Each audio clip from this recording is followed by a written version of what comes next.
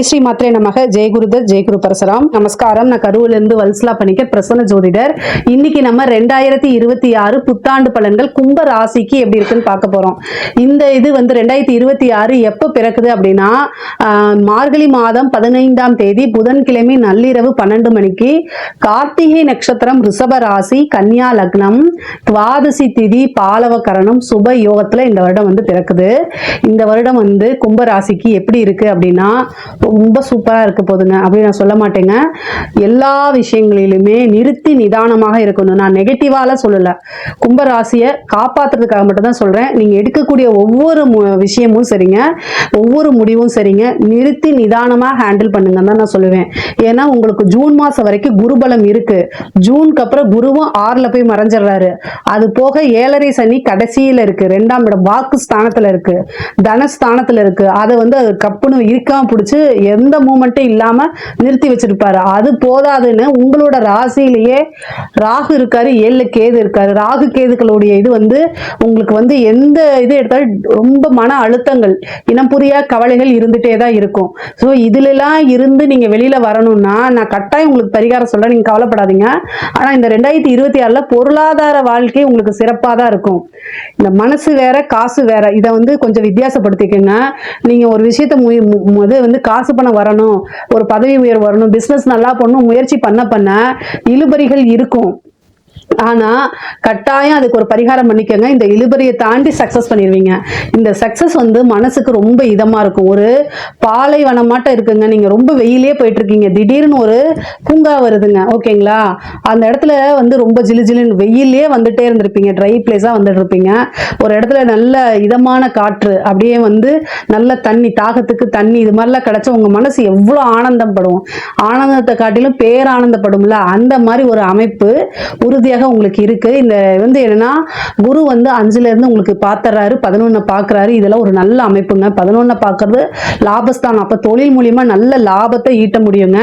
இந்த வருடம் ஆரம்பத்திலேயே உங்களுக்கு குருபலம் ரொம்ப நல்லா இருக்கு, லாபஸ்தானம் ரொம்ப நல்லா இருக்கு. அப்ப தொழில் மூலியமா நல்ல லாபத்தை ஈட்ட முடியும். இந்த ராகுக்கு பாத்தீங்கன்னா சனிக்கிழமை ராகு காலத்துல துர்க்கைக்கு விளக்கு போடுங்க, அல்லது காளிக்கு விளக்கு போடுங்க. 9 மணில இருந்து 10:30 வரைக்கும் ராகு காலம். அதுல என்ன பண்ணணும், ஒரு வாரம் காளி, ஒரு வாரம் துர்க்கை, ஒரு வாரம் கால பைரவர். இவரை வழிபாடு பண்ணுங்க. இந்த வழிபாடு பண்ணிட்டாலே எந்த லெவலையும் உங்களுக்கு பிரச்சனை வராது. ஒவ்வொரு சனிக்கிழமையும் சூரியன் அஸ்தமனம் ஆனதுக்கு அப்புறம் ஆஞ்சநேயர் வழிபாடு பண்ணுங்க. இந்த வழிபாடு தாண்டி வேற எதுவுமே நீங்க செய்ய வேண்டாம். இதை செஞ்சாலே உத்தியோகத்துல இருக்க பிரச்சனை போயிடும், பிசினஸ்ல இருக்க பிரச்சனை போயிடும், வீட்டுல இருக்கக்கூடிய பிரச்சனைகள் போயிடும். எந்த பிரச்சனையும் உங்களுக்கு வராது. வாழ்க்கை ரொம்ப இன்பமயமாகவும், நல்ல எவ்வளவு பிரச்சனை வந்தாலும் சரி தலைக்கு வர்றது தலைப்பாயோட போகும். அந்த மாதிரி கடவுள் உங்களுக்கு பக்கபலமா, நீங்க கும்பிடக்கூடிய தெய்வம் பக்கபலமா இருந்து உங்களுக்கு உறுதுணையா இருக்கும். தொழில் ரீதியா நிறைய நன்மைகள் இருக்கு. காசு பணம் பார்க்க முடியும். நீங்க செய்யக்கூடிய தொழில இருந்து நல்ல லாபத்தை ஈட்டக்கூடிய அமைப்பு தான் இந்த 2026ல உங்களுக்கு இருக்குது. இப்ப நான் சொல்லக்கூடியது எல்லாமே பொதுவான பலன்கள் தான். 100% அக்யூரேட்டான பலன்கள் உங்களுக்கு வேணும் அப்படின்னா உங்களுடைய சுய ஜாதகத்துல, ஜனனகால ஜாதகத்துல எப்படி கிரகநிலைகள் இருக்கு, இப்ப கோச்சாரத்துல கிரகநிலைகள், அது மட்டும் இல்லாம திசாபுத்தி இப்ப என்ன போயிட்டு இருக்கு, இது எல்லாத்தையும் வச்சுதான் ஒரு 100% அக்யூரேட்டான பலன்களை பார்க்க முடியும். இருந்தாலும் நான் சொல்லக்கூடியது உங்களுக்கு 80% கரெக்டா தான் இருக்கும். பொதுவாகவே ராகு லக்ன உங்களுடைய ராசியில இருக்கும்போது சந்திரன் வெளிநாடு பயணங்கள் மேற்கொள்ற மாதிரி இருக்கும். அப்போ உத்தியோக ரீதியாவோ தொழில் ரீதியாவோ வெளிநாடுகளுக்கு செல்லக்கூடிய அமைப்புகள் உறுதியாக உண்டு. உத்தியோகத்தில் இருக்கவங்களுக்கு நல்ல ப்ரொமோஷன். ஏன்னா உத்தியோக ஸ்தானத்துக்கு 6க்கு குரு வந்துடுறாரு. அப்போ ப்ரொமோஷன் கிடைக்கும், நல்ல சேலரி இன்க்ரிமெண்ட், நீங்க நினைச்ச துறையில வேலை பார்க்கக்கூடிய அமைப்பு, நீங்க நினைச்ச கம்பெனில வேலை பார்க்கக்கூடிய அமைப்பு, இது எல்லாமே உறுதியாக இந்த 2026ல உங்களுக்கு உண்டு. நல்ல ஆதாயம், நல்ல வருமானம், காசு பணம் புழங்கக்கூடிய அமைப்புகள் இந்த வருடம் உங்களுக்கு உறுதியாக இருக்குங்க. அதே மாதிரி ஒரு ப்ரொமோஷன் நீங்க எதிர்பார்த்திருக்க மாட்டீங்க, அந்த டைம்ல கிடைக்கிறதுக்கு உண்டான அமைப்புகள் இருக்கு. நீங்க வேலை பார்க்கக்கூடிய இடமா இருந்தாலும் சரி, இல்ல நீங்க பிசினஸ் பண்ணக்கூடிய இடமாக இருந்தாலும் சரி, வாக்கு ஸ்தானத்துல சனி இருக்கு. வாக்கு சனி கோப்பை குலைக்கும். நீங்க என்ன ஒரு லட்சியம் வச்சிருந்தீங்களோ, நீங்க என்ன ஒரு விஷயத்தை சாதிக்கணும்னு வச்சிருந்தீங்களோ, அது எல்லாமே உங்களோட வாய் வார்த்தைகள்னால மாறி போயிடும். அதனால பேசக்கூடிய விஷயங்களை நிதானமாக இருக்கணும். நிறைய மெடிடேஷன் பண்ணுங்க. நிதானம் தவறுனீங்க அப்படின்னா அத்தனையுமே ஒரு சீட்டு கட்டில் கோபுரம் மாதிரி வச்சு ஒரு சீட்டை மட்டும் உருவனா அப்படியே உளுந்துருது இல்லை, அந்த மாதிரி ஆகி போயிடும். அதனால ரொம்ப பொலைட்டாக எல்லா விஷயங்களையும் ஹேண்டில் பண்ணுங்க, பொலைட்டாக பேசுங்க. உங்கள் மனசில் இருக்கிறத ஃபில்டர் பண்ணாமல் பேசாதீங்க. அது மாதிரி பேசுனீங்க அப்படின்னா நீங்கள் நல்லதுக்காக சொல்கிறீங்க, ஆனால் அது யார் புரிஞ்சுக்குவாங்க அதை சொல்லுங்கள். புரிஞ்சுக்கணும்ல, ஆப்போசிட்டில் இருக்கவங்க புரிஞ்சுக்கணும்ல. பத்தாவதுக்கு 7ல் கேது. நீங்கள் நல்லதுக்கு, அடுத்தவங்களுடைய நல்லதுக்கு ஃபில்டர் இல்லாமல் பேசுவீங்க, அதனால சண்டை சச்சரவுகள் வரும். நீங்கள் வில்லன் அப்படின்னு முத்திரை குத்தப்படுவீங்க. இதெல்லாம் தேவையா? தேவையே இல்லை. பொதுவாகவே கும்பராசி ஒரு பிரபஞ்ச ராசி. ஸோ அதனால் தானும் நல்லா இருக்கணும், தன்னை சார்ந்தவங்களும் நல்லா இருக்கணும் அப்படின்னு நினைக்கக்கூடியவங்க தான். ஆனால் இந்த டைம் வேண்டாமே, நீங்கள் உங்களுடைய வழியை மட்டும் பாருங்களே, அதுதான் ரொம்ப நல்லது. 2026 பொறுத்த வரைக்கும் இந்த விஷயங்களை நீங்கள் மனசில் போட்டு மூவ் பண்ணி போனீங்க அப்படின்னா நல்லது. 7ல் கேது இருக்கு. பார்ட்னர், நீங்கள் பிஸ்னஸில் பார்ட்னர் போட்டிருந்தீங்கன்னா அவங்க ஏமாத்துறதுக்கு வாய்ப்பு இருக்கு. அல்லது நீங்கள் உங்களுடைய நண்பர்களால் ஏமாற்றப்படுறது, மனதுக்கு பிடித்தவங்களால துரோகத்தை சந்திக்கிறது, இந்த மாதிரி விஷயங்களை நீங்கள் ஹேண்டில் பண்ணணும். அதாவது உங்களுடைய மனசை கஷ்டப்படுத்துறதுக்கு என்னெல்லாம் வழி இருக்கோ அத்தனை வழிகளும் இந்த ராகு கேதுக்கள் உங்களுக்காக செய்யும். ஸோ இது எல்லாத்தையும் தாண்டி தான் வரணும். தாண்டி வந்துடுவேனா அப்படின்னு கேட்காதீங்க. கட்டாயம் தாண்டி வந்துதான் ஆகணும். கட்டாயம் தாண்டி வந்துடுவீங்க. ஏன்னா ஒரு பிரச்சனையை சமாளிக்க மாட்டீங்க, நீங்கள் 1000 பிரச்சனையை சமாளிச்ச ஆள் நீங்க. ஸோ இதெல்லாம் சாதாரண பிரச்சனை தான், அதனால சமாளிச்சு வந்துடுவீங்க. திருமண பிராப்தம் இருக்கா? 7ல் கேது இருக்கு. திடீர்னு திருமணம் ஆகும், அல்லது வேற அதாவது லவ் மேரேஜ், வேற கம்யூனிட்டி, ரிலீஜன், இந்த மாதிரி மாறி கல்யாணம் பண்றதுக்கு உண்டான அமைப்புகள் இருக்கு. திடீர் திருமணம் அப்படிங்கிறது கும்பராசிக்கு தான் இருக்குங்க. அதே மாதிரி மனதுக்கு பிடித்த நபர்கள், லவ் மேரேஜ், இந்த மாதிரி அமைப்புகள்லாம் இந்த வருடம் இருக்கு. உங்களுக்கு காதல் ரீதியாக கொஞ்சம் மன உளைச்சல்களை கொடுத்தாலும் அது இறுதியில் நல்லதா முடியும், சேர்ந்துருவீங்க. 6ஆம் இடத்துல குரு வருது. கணவன் மனைவிக்கு பார்த்தீங்கன்னா நேரங்காலம் சரியில்லை. கும்பராசி நேர்களே, நீங்க ஆணாக இருந்தாலும் சரி, பெண்ணாக இருந்தாலும் சரி, கணவனாக இருந்தால் மனைவியும், மனைவியாக இருந்தால் கணவனும் ஒருவரை ஒருவர் அனுசரித்து செல்லணும். பொதுவாக கும்பராசிக்காரங்களுக்கு நான் சொல்றதே தான் என்ன அப்படின்னா, அட்ஜஸ்ட் பண்ணி போங்க. இல்லை அப்படின்னா சண்டை சச்சரவுகளை, கோர்ட்டு கேஸு, பஞ்சாயத்து, வேற நபர்களுடைய தலையீடுகள்லாம் வந்துடும். இதெல்லாம் தவிர்க்கிறதுக்கு உங்க மேல தப்பு இல்லைனாலுமே சாரி அப்படிங்கக்கூடிய ஒரு வார்த்தையை தூக்கி போட்டுட்டு நீங்க பாட்டுக்கு போயிருங்க. மனசுக்குள்ள எல்லா விஷயங்களும் வச்சுக்கோங்க. உங்களுக்குன்னு கால சூழ்நிலை நேரம் வரும்.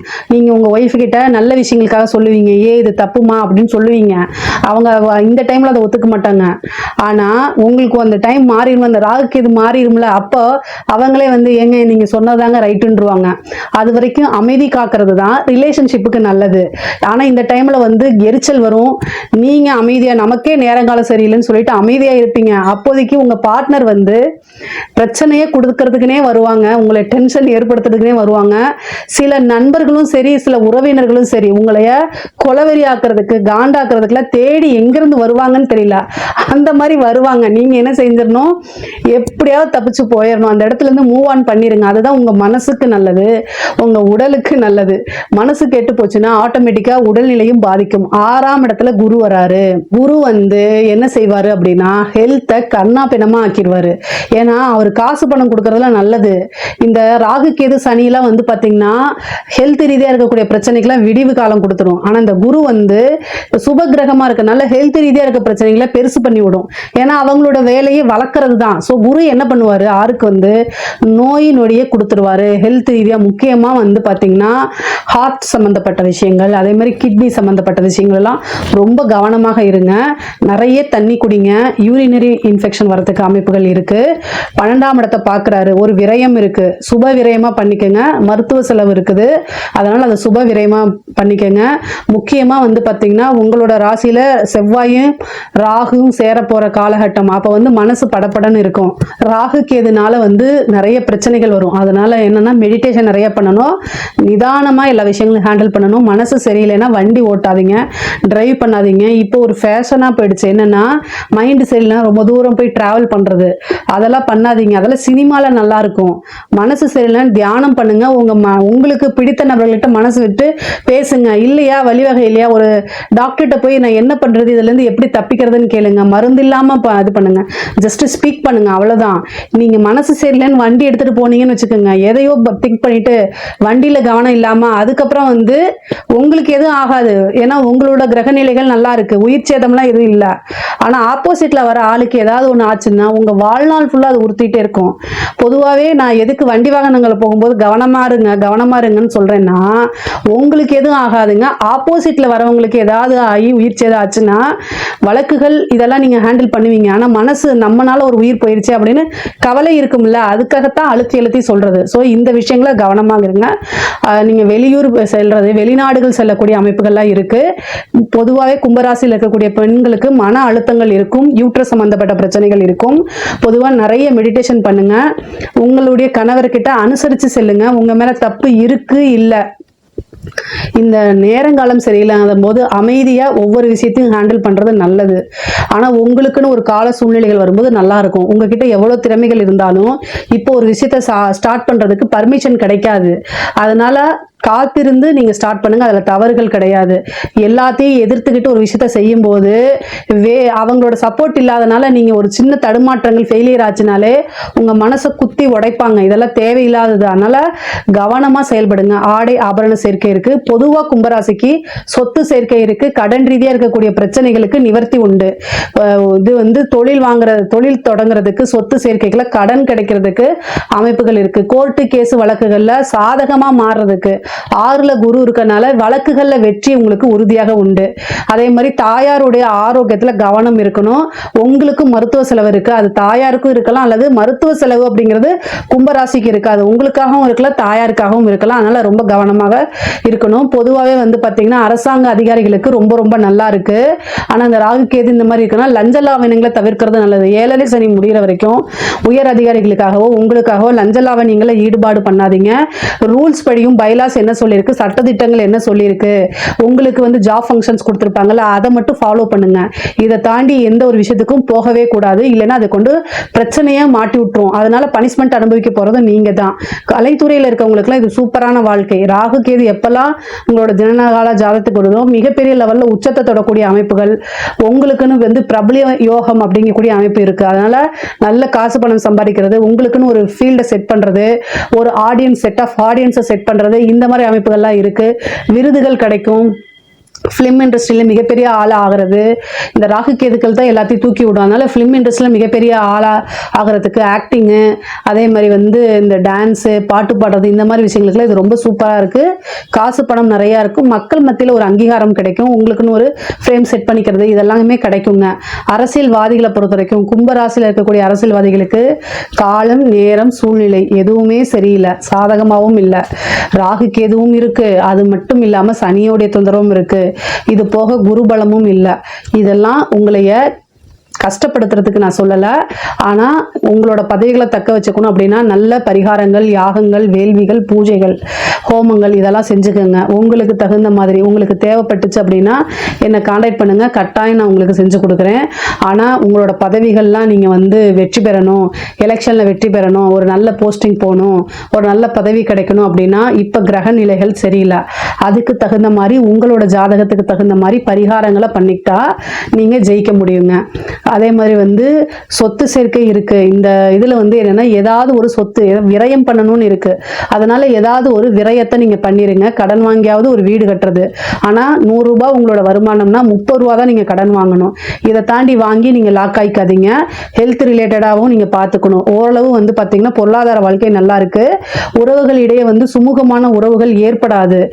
அதாவது சகோதர வழியும் சரி, தாய் தந்தை வழியும் சரி, ரத்த சம்பந்தப்பட்ட உறவுகள் இடையே மனக்கசப்பை உண்டு பண்ணும். ஆனா இது எல்லாமே சில காலம் தான், இதுவும் கடந்து போகும் தான். ஆனா பொருளாதார வாழ்க்கை நல்ல பேலன்ஸ்டா இருக்கு. அதனால கட்டாயம் நீங்க வந்து நினைச்ச விஷயங்கள் எல்லாத்தையுமே சாதிக்க முடியுங்க. இதுல ஏதாவது சந்தேகங்கள் இருக்கு அப்படின்னா கமெண்ட்ஸ்ல கேளுங்க, கட்டாயம் நான் ஆன்சர் பண்றேன். நம்மளுடைய சேனலை லைக் பண்ணுங்க, ஷேர் பண்ணுங்க, சப்ஸ்கிரைப் பண்ணுங்க.